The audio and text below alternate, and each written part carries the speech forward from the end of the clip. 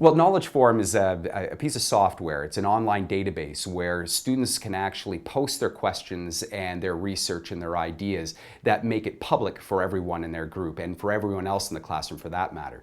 And that's really important because often we don't give the kids the opportunity to publicly express what it is that they understand.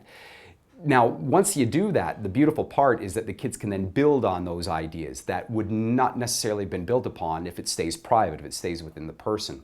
So what Knowledge Forum does is it allows the kid not only to post their ideas, but also then to build upon the ideas in such a way that they use scaffolds. Now, scaffold simply is a way of getting the kids to think in terms of, for example, I need to understand, and they pop that scaffold in, and then they would write down what is they're thinking about.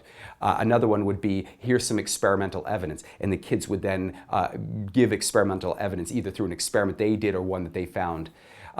Or at the very end, maybe a decision based on a long line of knowledge building. These kids now are able to make a decision based on an idea. And so they would click on the scaffold decision, and then they would then write their decision. So the process of building knowledge then becomes very scripted in that way. And that's actually a good thing because it keeps the kids on task with respect to the questions that they're actually asking.